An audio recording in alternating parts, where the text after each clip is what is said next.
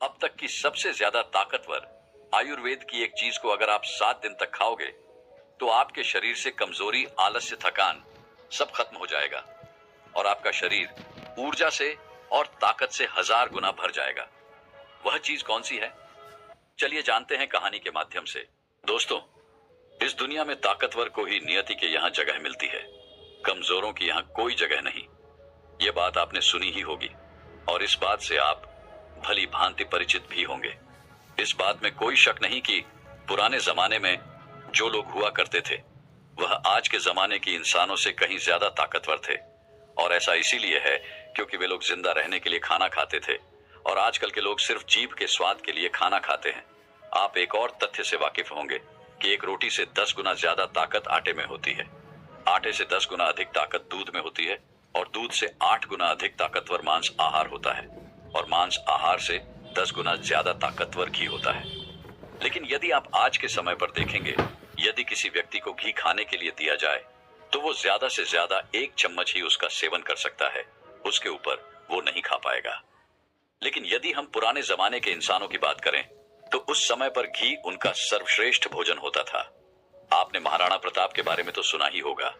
वह जितना वजन लेकर युद्ध भूमि पर लड़ते थे उतना वजन तो आज के 4 आदमी भी उठा नहीं पाएंगे। इसीलिए कहा जाता है कि तब के जमाने के लोग सचमुच जीवन जीते थे और आज के लोग तो केवल जबरदस्ती इस जीवन को जी रहे हैं। कुछ ऐसे रहस्य है, कुछ ऐसी बातें हैं जिसे जानने के बाद आपको यह एहसास होगा, क्या आपका सबसे बड़ा धन, आपका सबसे बड़ा ऐश्वर्य हमारा स्वास्थ्य ही है। बहुत समय पहले की बात है, एक छोटा सा राज्य था।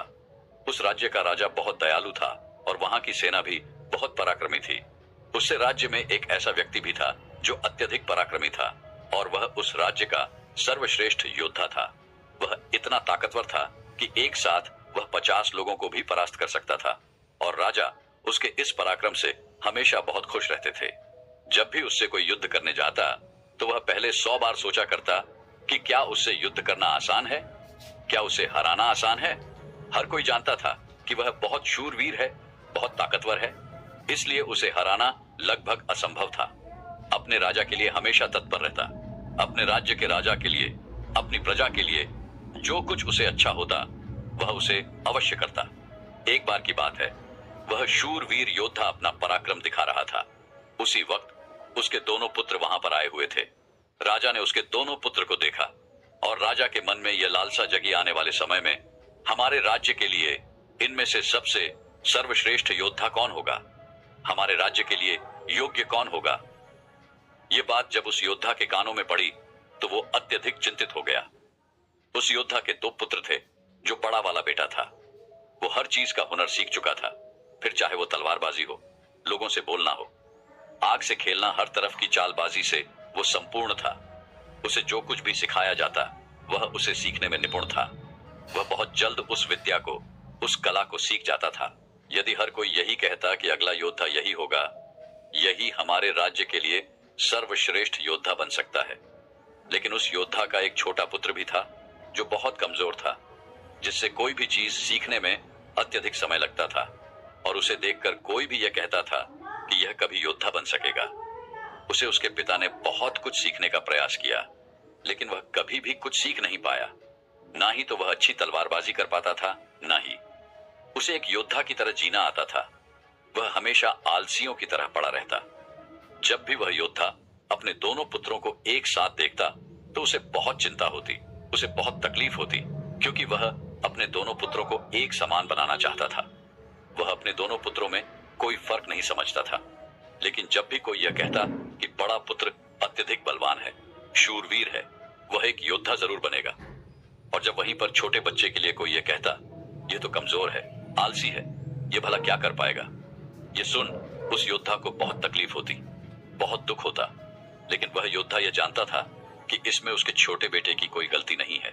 उसका व्यवहार दूसरों से अलग है और यह दूसरों से थोड़ा कमजोर है, लेकिन इससे कुछ बातों का ध्यान रखना होगा, तभी यह दूसरों के साथ पराक्रमी बन सकता है, दूसरों जैसा तलवारबाज बन सकता है, दूसरों जैसा सर्वश्रेष्ठ योद्धा भी बन सकता है। इस बात का ध्यान रखते हुए वह योद्धा अपने उस बेटे को लेकर एक गुरु के पास पहुंचा। यह वही आश्रम था जहां उस योद्धा ने भी शिक्षा ग्रहण की थी।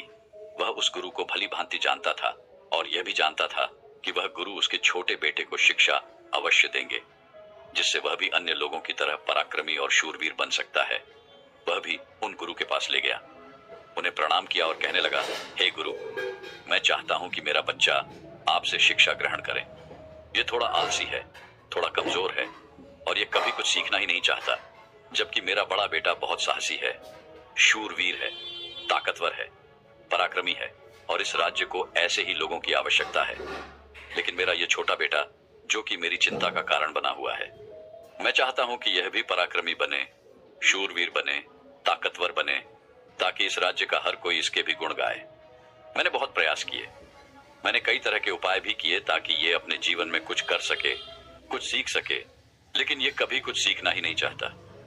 मैं चाहता हूं कि मेरे दोनों पुत्र एक बराबर, किसी में कोई कमी ना, इन दोनों को एक बराबर अधिकार मिले, लेकिन यह अपने आलस के कारण, अपनी कमजोरी के कारण हमेशा पीछे रह जाता है। मैंने इसे कई बार समझाया, लेकिन यह है कि मेरी बातों को मानता ही नहीं। मैं अपने दोनों बेटों में कोई भेदभाव नहीं रखना चाहता, मैं दोनों को एक बराबर बनाना चाहता हूं। उस योद्धा की यह सारी बातें सुनकर वह गुरु उस योद्धा से कहते हैं, मैं जानता हूं तुम्हारे पुत्र को क्या तकलीफ है, मैं इसे वैसा ही बना दूंगा जैसा तुम चाहते हो, लेकिन इसके लिए तुम्हें इसे कुछ दिन के लिए मेरे पास यहां पर आश्रम में छोड़ना होगा। और मैं तुम्हें यकीन दिलाता हूं कि जब तुम वापस इसे लेने आओगे तो तुम्हें तुम्हारा यह पुत्र इस प्रकार नहीं दिखेगा। इसकी जगह पर तुम्हें वह पराक्रमी, वह ताकतवर बेटा मिलेगा जैसा तुम चाहते। वह गुरु अत्यधिक आत्मज्ञानी थे, बस उस योद्धा के पुत्र को देखकर यह समझ चुके थे कि उसे क्या तकलीफ है और उसे किस तरह से ठीक किया जा सकता है, उसे किस तरह से पराक्रमी बनाया जा सकता है, क्योंकि आखिर वह एक ऐसे योद्धा का पुत्र है जिसे अभी तक कोई हरा नहीं सका था। बस उसे इस बात का एहसास करवाना ही काफी था। उस गुरु के कहने पर अपने पुत्र को वहीं पर छोड़कर वापस अपने घर की ओर लौट जाता है। उसके बाद उस योद्धा का वह पुत्र एक शिष्य बनकर उन गुरु के आश्रम में रहने लगता है, वहां के सारे कामकाज करने लगता है, वहां पर वह सीखने लगता है, समझने लगता है और इसी प्रकार कई दिन बीत जाते हैं। और एक दिन सही समय आने पर वह गुरु उस योद्धा के पुत्र से कहते हैं, चलो आज मैं तुम्हें कुछ दिखाना चाहता हूं। इतना कहकर वह गुरु उस योद्धा के पुत्र का हाथ पकड़ लेते हैं और उसे लेकर एक पहाड़ी की ओर, ऊपर की ओर बढ़ चलते हैं। उस पहाड़ी के ऊपरी छोर पर ले जाकर वह गुरु उस पुत्र से कहते हैं, आज मैं तुम्हें कुछ सिखाने वाला हूं। पुत्र, तुम्हें ध्यान से सीखना होगा, क्योंकि यदि तुमने आज यह बात नहीं सीखी तो तुम अपने जीवन भर कुछ नहीं कर पाओगे, कुछ नहीं सीख पाओगे और हमेशा लोग तुम्हें कमजोर और असहाय समझेंगे और उसी दृष्टि से तुम्हें देखा।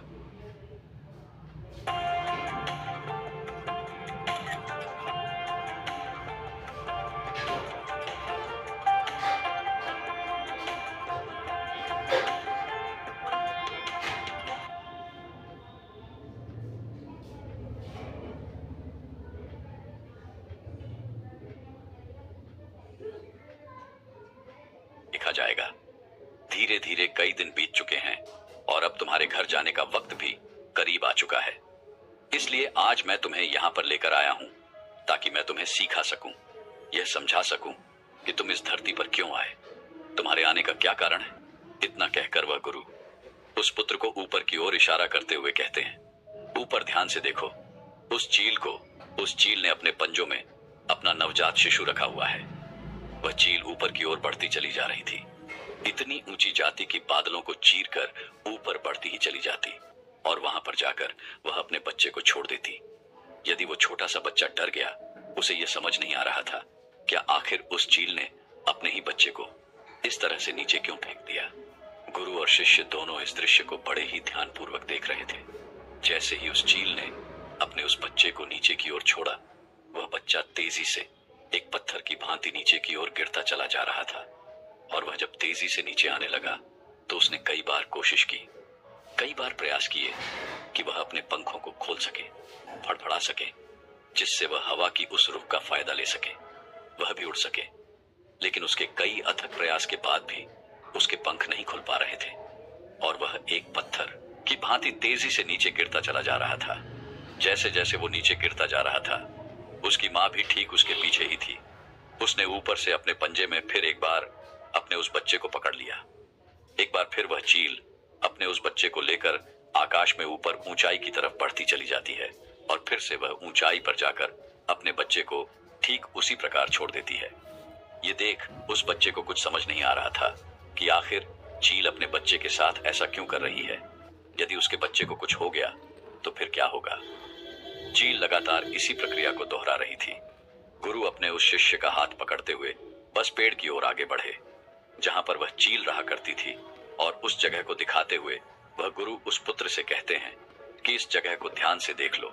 ठीक इसी जगह पर वह चील और उसका बच्चा इस पेड़ पर रहते हैं। तुमने एक बात और गौर की, इस पेड़ पर तुम्हें अनेकों फूल देखने को मिल रहे होंगे, लेकिन जहां पर यह चील और इसका बच्चा रहता है वहां पर तुम्हें एक भी फूल नजर नहीं आएंगे, क्योंकि फूल बड़े ही कोमल होते। और वह चील चाहती तो इन फूलों को अपने साथ जहां पर रहती है उसे रख सकती थी, लेकिन वह जानती है कि फूलों में रहकर उसका बच्चा एक पक्षी बनेगा। लेकिन जब वह कांटों वाले घोंसले में रहेगा तभी एक चील बन पाएगा, और एक चील के बच्चे को हर तरह की यातनाएं बचपन से ही सहनी पड़ती है ताकि वे अन्य पक्षियों की तरह कोमल न बने, क्योंकि वह एक चील का पुत्र है और उसे चील की तरह अपना जीवन व्यतीत करना है। यदि वो बाकी पक्षियों की तरह बनेगा तो उसमें चील वाले वो स्वभाव नहीं होंगे और ना ही उसे कोई चील का पुत्र कह सकेगा। ठीक इसी प्रकार तुम भी एक शूरवीर योद्धा के पुत्र हो। यदि तुम चाहो तो अन्य लोगों की तरह अपना जीवन व्यतीत कर सकते हो, तुम फूलों का आनंद ले सकते हो, लेकिन तुम एक योद्धा के पुत्र हो, इसलिए तुम्हें भी कांटों की राहों पर चलना ही होगा। इन कांटों की राह पर चलकर ही तुम अपने आप को मजबूत बना पाओगे, अपने आप को शूरवीर और पराक्रमी बना सकोगे। ठीक वैसा ही यह चील भी कर रही है। वह भी अपने पुत्र को पराक्रमी और शूरवीर बना रही है। वह अपने बच्चे को उड़ान भरना सिखा रही है। वह बार बार जाकर अपने बच्चे को इसीलिए नीचे पटक रही है ताकि उसका बच्चा खुद ब खुद उड़ान भरना सीख ले। जब भी चील किसी को जन्म देती है तो हर बार उसे वही सिखाना चाहती है जो उसने सीखा है। वह एक चील होने का उसे एहसास कराना चाहती है। किंतु यदि वही पुत्र किसी और पक्षी के घर पर जन्म लेता तो उसे इस तरह की यातनाएं न सहनी पड़ती, उसे इस तरह से किसी भी क्रिया से ना गुजरना पड़ता। वह फूलों के घोंसले में रह सकता था, वह फूलों में पैदा होता और फूलों में ही खत्म हो जाता। लेकिन चिल के बच्चे का एक नियम होता है, एक नियति होती है कि नियति उसे तभी जिंदा रखेगी जब वो पराक्रमी होगा, शूरवीर होगा, और उसे वो सारे हुनर, वो सारे पराक्रम सीखने ही होंगे। ठीक उसी प्रकार तुम भी एक शूरवीर योद्धा के पुत्र, एक पराक्रमी योद्धा के पुत्र, इसलिए तुम्हें भी वह हुनर सीखना ही पड़ेगा, अन्यथा अन्य पक्षियों की तरह तुम भी अपने जीवन में कुछ नहीं कर पाओगे। तुम भी एक दिन फूलों में जीकर फूलों में ही मर जाओगे। ये सब देखकर वह पुत्र उन गुरु के चरणों में गिर पड़ा, उन्हें प्रणाम किया और कहने लगा, हे गुरुदेव, मुझे अपनी गलती का एहसास हो चुका है। मुझे यह पता चल चुका है कि मैं एक शूरवीर योद्धा का पुत्र हूं और मुझे अपना जीवन इसी तरह से जीना है। मुझे इस हुनर को सीखना ही होगा। इतना कहकर वह गुरु और शिष्य वापस आश्रम की ओर लौट जाते हैं। वहां पहुंचने के बाद वह गुरु अपने उस शिष्य से कहते हैं, मैं तुम्हें कुछ ऐसी बातें बताने जा रहा हूं जिससे तुम्हें अपने जीवन में उतारना होगा। यदि तुम इन बातों को अपने जीवन में उतार लेते हो और इसे तुम्हें जीवन भर याद रखना होगा। जो कुछ तुमने अभी उस चील से सीखा है वह तुम्हारे लिए एक ऐसी सीख है जिसे तुम्हें कभी नहीं भूलना चाहिए। लेकिन तुम एक चील नहीं हो, और चील की बच्चों की तरह तुम ज्ञान को भी अर्जित नहीं कर सकते। आखिर तुम एक इंसान हो और तुम्हें इंसानों की तरह ही अपने शरीर को बनाना होगा। आज मैं तुम्हें कुछ बातें बताने जा रहा हूं जो तुम्हें अपने घर जाकर करनी होगी, जिससे तुम एक पराक्रमी योद्धा बन सकोगे और अपने शरीर को स्वस्थ रख पाओगे, क्योंकि एक शूरवीर हमेशा अपने शरीर का ध्यान रखता है। वह हमेशा अपने शरीर को चुस्तीला और फुर्तीला बनाए रखता है, जिसके कारण वो कभी बीमार नहीं पड़ता। तुम्हें भी इस बात का ध्यानपूर्वक ध्यान रखना होगा। तुम्हें सुबह जल्दी उठना होगा। 6 से 8 घंटे की नींद तुम्हारे लिए महत्वपूर्ण है। इससे ज्यादा कभी मत सोना। सुबह जल्दी उठकर अपना जो हुनर है उसका अभ्यास करना। जिस प्रकार तुम्हारे पिता एक योद्धा हैं, पर सुबह उठकर अपने सभी हुनरों का अभ्यास करते हैं, ठीक उसी प्रकार तुम्हें भी सुबह उठकर अपने सभी हुनर का अभ्यास करना होगा। योगा प्राणायाम करना होगा, जिससे तुम्हारा शरीर पूरी तरह से स्वस्थ होगा। और जितना तुम अपने शरीर को स्वस्थ रखोगे उससे भी ज्यादा तुम अपने अंदर की शक्तियों को समर्थ बना पाओगे। और तुम्हें एक बात और याद रखनी होगी, जितना तुम्हें अपने ऊपरी शरीर का ध्यान रखना है, उतना ही तुम्हें अपने भीतर के शरीर का भी ध्यान रखना है। अर्थात अपनी मानसिक शक्ति का भी तुम्हें ध्यान रखना होगा, इसे भी बढ़ाना होगा, और यह मानसिक शक्ति तुम्हें ध्यान से मिलेगी। इसीलिए हमेशा ध्यान करना, हमेशा सुबह उठकर प्राणायाम करना, हमेशा सुबह उठकर योगा करना, ये तुम्हें मजबूती प्रदान करेंगी। और यदि इसके बाद भी तुम सुबह जल्दी नहीं उठ पाते, तो तुम इस आदत को नहीं अपना पाते, तो मेरा एक और सबक याद रखना।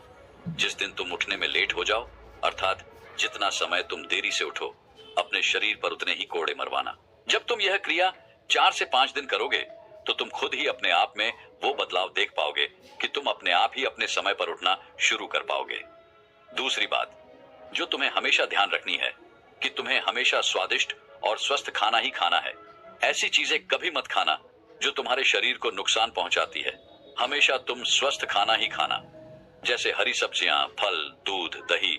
तुम भोजन अपने शरीर के लिए करना ना कि अपनी जीभ के लिए, ना ही स्वाद के लिए। अगली बात, वह गुरु अपने शिष्य से कहते हैं कि जब भी तुम्हारे मन में कोई चिंता हो, कोई ऐसा विषय हो जिसे लेकर तुम बहुत चिंतित हो, तो ऐसी बात अपने घर परिवार में अवश्य बताना। यदि तुम इन बातों को अपने मन में रखते हो, तो यह बातें तुम्हें मन ही मन कमजोर बनाती चली जाएगी। यह चिंता तुम्हें अंदर ही अंदर खाती चली जाएगी और तुम खोखले होते चले जाओगे। और याद रखना, जब हमारा मन बीमार पड़ता है, तो वह हमारे शरीर को भी बीमार कर देता है। इसलिए कोई भी बात कभी छुपाकर मत रखना। हर बात अपने घर वालों और अपने परिवार को अवश्य बताना आगे। वह गुरु अपने उस शिष्य से कहते हैं, हमेशा सकारात्मक सोच रखना, कभी भी नकारात्मक विचार अपने दिमाग में आने मत देना। सबके जीवन में उतार और चढ़ाव तो आते ही रहते हैं। सभी के जीवन में सुख और दुख लगा ही रहता है। कभी अच्छा तो कभी बुरा जीवन इसी प्रकार चलता है। तुम्हारे जीवन में समय चाहे कैसा भी क्यों ना आए, लेकिन तुम्हें हमेशा एक सकारात्मक सोच ही अपनानी है, जिससे तुम अपने जीवन में आने वाली कठिन से कठिन परिस्थितियों का सामना हंसते हुए और बड़ी ही सरलता से उसका सामना कर सको और जीवन में आगे बढ़ पाओगे। अगली बात जो तुम्हें याद रखनी चाहिए, क्यों तुम्हें हमेशा मुस्कुराते रहना है, क्योंकि एक योद्धा यदि चिंतित हो तो उसका राज्य भी चिंतित हो सकता है, और तुम्हारी मुस्कुराहट से ही सबको ताकत मिलती है। तुम एक शूरवीर योद्धा के पुत्र, तुम्हारी हंसी तुम्हारे चेहरे से अलग नहीं होनी चाहिए। तुम्हारा मुस्कुराते रहना ही तुम्हारे और तुम्हारे राज्य के लिए उचित है, और यह तुम्हारे राज्य को एक सकारात्मक ऊर्जा प्रदान करता है, और तुम्हारा मुस्कुराते रहना तुम्हारे लिए भी अच्छा है। यह तुम्हारे भीतर सकारात्मक ऊर्जा का प्रवाह करता है। गुरु अपने उस शिष्य को आखिरी सीख देते हुए कहते हैं, हमेशा अपने जीवन में दान पुण्य करते रहना, तो इससे कभी पीछे मत हटना। तुमने देखा होगा कि राजा महाराजा ऐसे होते हैं जो दान के समय पर उनसे जो मांगा जाए वो सब देने के लिए तैयार हो जाते, फिर चाहे आप उनका राजपाट ही क्यों ना मांग लें। दान पुण्य करना अत्यधिक जरूरी है, और ऐसा नहीं कि दान में तुम केवल धन ही दो, तुम किसी की मदद भी कर सकते हो। इसलिए दान पुण्य के समय पर तुम्हें कभी पीछे नहीं हटना चाहिए। जब हम दान करते हैं तो हमारे मन में एक अजीब सी खुशी महसूस होती है। हमारा मन बहुत खुश होता है, हम बहुत अच्छा महसूस करते हैं, और यह खुशी हमारे शरीर को और भी ज्यादा मजबूत बनाती है। लोगों में यह गलत धारणा है कि जब हम दान करते हैं तो हमारी संपत्ति घटती है, लेकिन ऐसा नहीं है। जब हम दान करते हैं तो इससे हमारी संपत्ति घटती नहीं, बल्कि बढ़ती चली जाती है। इसलिए दान करने से कभी पीछे मत हटना। जब भी तुम्हें मौका मिले, जैसा भी तुम्हें मौका मिले, तुम दान अवश्य करना। इतना कहकर गुरु वे शांत हो गए, और शिष्य उन गुरु के चरणों में प्रणाम करके उनसे कहता है, हे गुरु, आपने जो मुझे शिक्षा दी है, यह शिक्षा मैं अपने जीवन भर याद रखूंगा, इसे मैं कभी भुला नहीं पाऊंगा। हे गुरु, अब मुझे आज्ञा दीजिए, मैं अपने घर जाना चाहता हूँ। अपने पिता की तरह एक पराक्रमी योद्धा बनना चाहता हूँ। इतना कहकर वह शांत हो जाता है, और गुरु उसे आशीर्वाद देते हुए उस शिष्य को उसके घर जाने की आज्ञा प्रदान करते हैं। आज मैं आपको कुछ ऐसे फूड्स के बारे में बताने वाला हूँ, कुछ ऐसी खाने पीने की चीजों के बारे में बताने वाला हूँ जो कि अक्सर हम लोग अपने नाश्ते में सुबह सुबह इस्तेमाल करते हैं। ये चीजें बहुत ही कॉमन हैं, और अक्सर लोग इनको बहुत ही हेल्थी कंसिडर करते हैं, इनको अच्छा मानते हैं, सोचते हैं कि इन्हें खाने से तो बड़ा फायदा होता है, ये बहुत ही बढ़िया है। लेकिन असल में ये जो चीजें आज मैं आपको बताने वाला हूं, ये उतनी बढ़िया भी आपके लिए नहीं है। इनफैक्ट ये काफी हद तक अनहेल्थी है, और इनसे आपको बचना चाहिए। जानते हैं कि ये कौन कौन सी चीजें हैं जो आपको अवॉइड करनी है, और साथ ही ये भी जानते हैं कि इनके हेल्थी ऑल्टरनेटिव क्या क्या है। तो सबसे पहले बात करते हैं सबसे कॉमन फूड की, जो कि हम में से करीब करीब सभी लोग अपने नाश्ते में खाते हैं या फिर पहले कभी खाते रहे होंगे, जो कि है पराठा। खासतौर से अगर आप नॉर्थ इंडियन हैं तो आप रिलेट कर पाएंगे कि पराठा हम लोगों के नाश्ते में एक ऐसी चीज हुआ करती थी जो कि कभी भी मिस नहीं होती थी दोस्तों। पराठा हम लोग अक्सर खाते हैं और इसको अच्छा मानते हैं कि ठीक है, ये देसी चीज है, इसको खाने से कुछ नुकसान नहीं होता है। लेकिन जान लीजिए कि पराठे के अंदर बहुत सारा घी डाला जाता है और अक्सर जो पराठा बनता है उसके अंदर मैदा इस्तेमाल किया जाता है। पराठा खाने में ऐसा कोई प्रॉब्लम नहीं है, लेकिन जब इसके अंदर आप इतना सारा घी डाल देते हैं, इतना सारा तेल डाल देते हैं और इसको मैदे के अंदर पकाते हैं, तो इससे ये प्रॉब्लमेटिक हो सकता है। ज्यादा घी और ज्यादा तेल का इस्तेमाल करने की वजह से पराठे के अंदर जो कैलोरीज हैं वो बढ़ जाती हैं और इसकी वजह से धीरे धीरे आपकी बॉडी के अंदर फैट इकट्ठा होने लगता है, आपका मोटापा बढ़ने लगता है। इसी के साथ साथ अगर आप मैदे से बना पराठा खाते हैं तो यह मैदे वाला जो पराठा होता है ये आपके ब्लड शुगर को बहुत ही तेजी से बढ़ाता है और इसकी वजह से धीरे धीरे आपकी बॉडी के अंदर इंसुलिन रेजिस्टेंस पैदा हो सकते हैं, डायबिटीज का खतरा बढ़ सकता है। और साथ ही साथ यह जो मैदा होता है ये बहुत बारीक होता है, इसके अंदर फाइबर नहीं होता और यह आपकी आंतों के अंदर जाकर चिपक जाता है और वहां पर आपके अंदर पेट में दर्द की शिकायत पैदा कर सकता है, कॉन्स्टिपेशन पैदा कर सकता है, कुछ केसेस में डायरिया भी पैदा कर सकता है, ब्लोटिंग और इंडिजेशन भी इसकी वजह से आपके अंदर हो सकते हैं। तो इसी वजह से जो पराठा है या आपकी सेहत के लिए एक बुरी चीज है जो कि आपको नाश्ते में नहीं खानी चाहिए। अब आप कहेंगे कि साहब पराठा तो हम बचपन से खाते आए हैं, मेरा पसंदीदा है, हम पराठा छोड़ नहीं सकते, तो ऐसे में हमें क्या करना चाहिए? तो इसका भी एक सॉल्यूशन है दोस्तों। कुछ छोटे छोटे चेंजेस को करके आप अपने इस पराठे को हेल्थी बना सकते हैं, इसको खा सकते हैं। सबसे पहला चेंज जो आपको करना है वो ये कि अपने पराठे को हमेशा आपको देसी गेहूं के पराठे में बनाना है या फिर मल्टीग्रेन आटे के अंदर आपको बनाना है। इस तरह के जो आटे होते हैं इनके अंदर फाइबर ज्यादा पाया जाता है और ये फाइबर आपके इस ऑनाइल को या घी को जो है अब्सॉर्ब कर लेता है और आपकी बॉडी के अंदर ब्लड शुगर को भी तेजी से नहीं बढ़ने देता है, उसको बैलेंस में रखता है। इसी के साथ साथ इसको खाने से आपके अंदर कॉन्स्टिपेशन की शिकायत नहीं होती है, इंडिजेशन नहीं होता है, क्योंकि फाइबर आपके पेट के लिए भी बढ़िया है।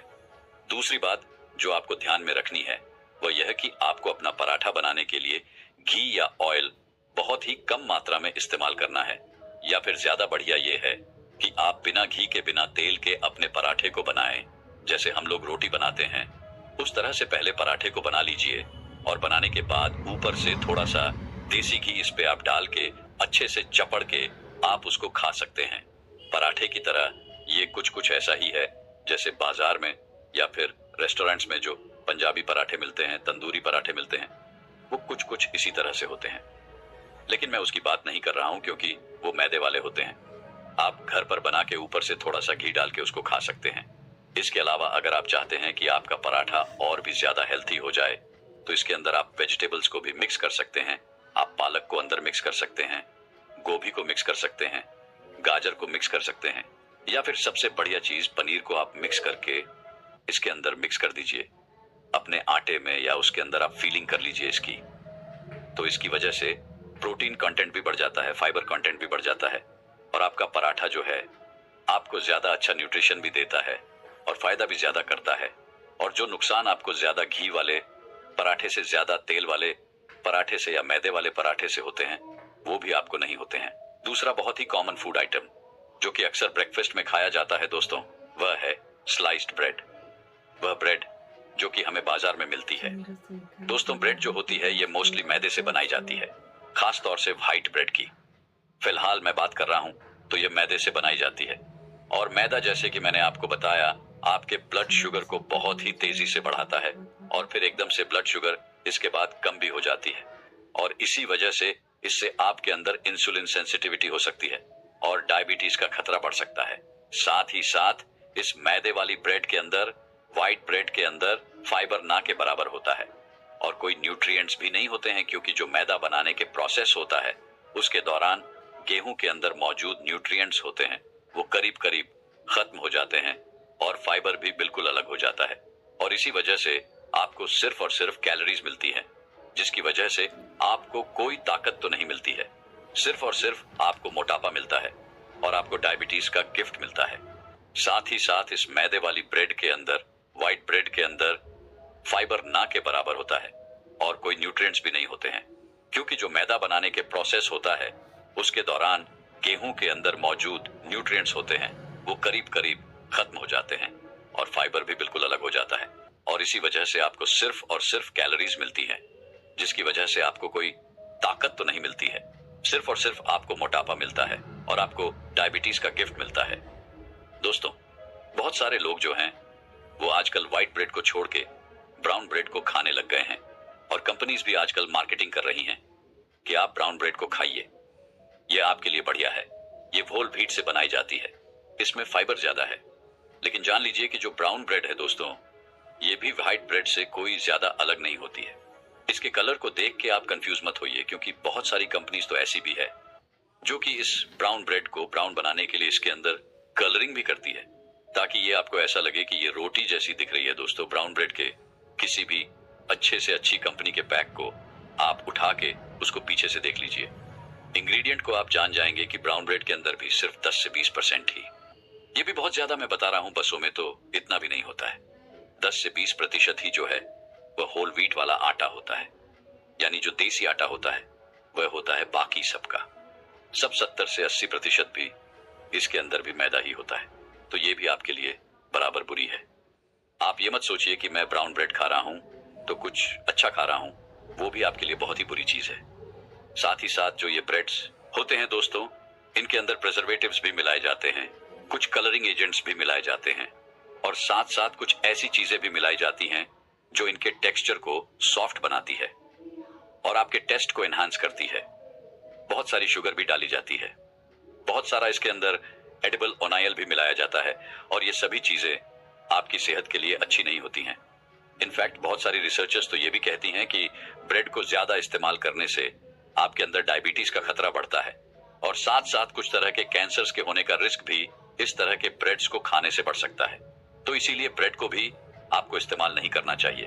अब आप कहेंगे कि ब्रेड की जगह हम क्या इस्तेमाल करें, तो आप रोटी को इस्तेमाल कर सकते हैं, जो घर पर हम लोग रोटी बनाते हैं, या फिर उससे बेटर है कि जो अच्छा हेल्थी वाला पराठा मैंने आपको बताया था, उस तरह से पराठा बना के भी आप खा सकते हैं। वो आपको व्हाइट ब्रेड से कम ही नुकसान देगा। व्हाइट ब्रेड तो आपके लिए बिल्कुल ही बेकार है, उसको तो बिल्कुल ही मत खाया करिए। तीसरी चीज है दोस्तों, चीनी वाली चाय या फिर कॉफी। दोस्तों, इंडिया में सबसे ज्यादा पी जाने वाली और सभी लोगों की फेवरेट अगर कोई ड्रिंक है तो वह है चाय। लेकिन क्या आप जानते हैं कि यह सिंपल सी दिखने वाली जो चाय होती है, ये आपकी हेल्थ को कितना नुकसान पहुंचा सकती है, खास करके तब जब आप इसमें बहुत सारी चीनी ऐड कर लेते हैं, जो कि हम में से ज्यादातर लोग करते हैं। अक्सर हम सोचते हैं दोस्तों कि एक चम्मच शुगर से भले क्या ही फर्क पड़ेगा, चलो पी लेते हैं। लेकिन दोस्तों, ये एक एक चम्मच शुगर मिलकर आपकी सेहत को बहुत ही बुरी तरह नुकसान पहुंचाता है। मैंने अक्सर देखा है कि बहुत सारे लोग तो ऐसे हैं जो कि चाय के अंदर, कॉफी के अंदर 2-2 चम्मच शुगर डाल के पीते हैं और बड़े मजे से पीते हैं और दिन में 4-4 बार चाय पीते हैं। ये शुगर वाली जो चाय है या कॉफी है दोस्तों, ये आपको मीठी तो लगती है, लेकिन इससे आपकी बॉडी की जो ब्लड शुगर है वह बहुत ही तेजी से बढ़ती है और इससे बॉडी में अनावश्यक कैलोरीज भी बढ़ती है, मोटापा बढ़ता है, इंसुलिन रेजिस्टेंस बढ़ सकता है और भी बहुत सारी तरह की बीमारियां इससे आपके अंदर पैदा हो सकते हैं।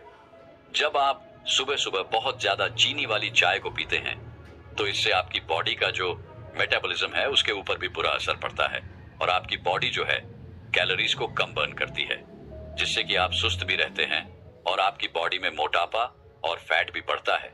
इसलिए अपनी शुगर को आप धीरे धीरे कोशिश करिए कम करने की।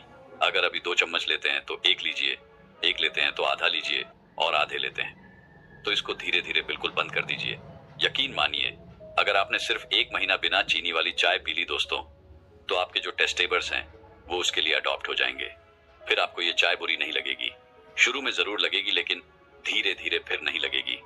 और मैं यकीन के साथ कह सकता हूं कि 1 महीना, 1.5 महीना अगर आपने ऐसा कर लिया तो फिर आपको मीठी वाली जो चाय है वो बुरी लगने लगेगी। तो हमारे जो टेस्ट बर्ड्स हैं वो अपने हिसाब से जैसा आप चाहते हैं वैसा अडेप्ट हो जाते हैं। इनको अडेप्ट कीजिए और इसकी जगह आप फीकी वाली चाय पीजिए। अगर आप चाय को पसंद करते हैं तो कुछ लोग ऐसे भी हैं दोस्तों जो अपने आप को बहुत ज्यादा स्मार्ट मानते हैं और वह लोग हेल्थी रहने के लिए चीनी की जगह आर्टिफिशियल स्वीटनेस का इस्तेमाल करते हैं, जैसे कि शून्य शुगर, नो कैलोरीज या फिर शुगर फ्री वगैरह, और या इस तरह की जो भी चीजें, बहुत सारी ब्रांड्स आते हैं इस तरह के जो ब्रांड्स होते हैं दोस्तों शुगर फ्री वाले, ये तो आपके लिए मैं कहूंगा चीनी से भी ज्यादा नुकसानदेह है, क्योंकि इनके ऊपर अभी रिसेंट में एक WHO की रिपोर्ट आई थी जिसमें पता लगा कि यह बॉडी के अंदर कैंसर जैसी बीमारियों को भी पैदा कर सकते हैं और साथ ही साथ डायबिटीज के रिस्क को भी बढ़ाते हैं। तो आप बचना तो चाह रहे हैं डायबिटीज से, लेकिन इन्हें लेने से आपको उल्टा हो रहा है। डायबिटीज तो इनसे तो आप बच के ही रहिए, बिल्कुल भी इस्तेमाल मत कीजिए। बेस्ट है कि आप फीकी चाय पीजिए। फीकी चाय नहीं पी सकते हैं तो आप चैमोमाल टी को इस्तेमाल कीजिए, ग्रीन टी को इस्तेमाल कीजिए, या फिर आप चाहें तो अदरक को पानी के अंदर उबाल के उसमें थोड़ा सा शहद मिला के उसको इस्तेमाल कर सकते हैं। इस तरह की चाय अगर आप लेंगे नेचुरल तो ये आपके लिए हर्बल टी जो होती है ज्यादा हेल्थी होती है। चाय से बचिए, चाय पीना चाहते हैं तो फीकी पीजिए। तीसरी चीज है पैकेज्ड फ्रूट जूस। दोस्तों पैकेज्ड फ्रूट जूस जैसे कि ट्रॉपिकला, अनार जूस, एलोवेरा जूस, पतंजलि वाला जूस, ये सभी जूस जो होते हैं ये आजकल बहुत ही ज्यादा पॉपुलर हो रहे हैं और लोग इन्हें खूब पीते हैं। बहुत सारे लोग सुबह के टाइम में एक ग्लास इस तरह के फ्रूट जूस को लेकर सोचते हैं कि ये बहुत ही हेल्थी कुछ कर रहे हैं, लेकिन असल में ये जूसेस आप पर नेगेटिव इंपैक्ट डालते हैं। पैकेज फ्रूट, इनमें कई बार बहुत सारे प्रिजर्वेटिव्स मिलाए जाते हैं और टेस्ट के लिए इनमें काफी ज्यादा शुगर और आर्टिफिशियल फ्लेवर्स भी मिलाए जाते हैं। यही नहीं दोस्तों, 100% फ्रूट जूस ये नहीं होते हैं, बल्कि अगर आप इनको पीछे से देखेंगे, चेक करेंगे तो इसमें सिर्फ 10 से 20% ही फ्रूट जूस होता है।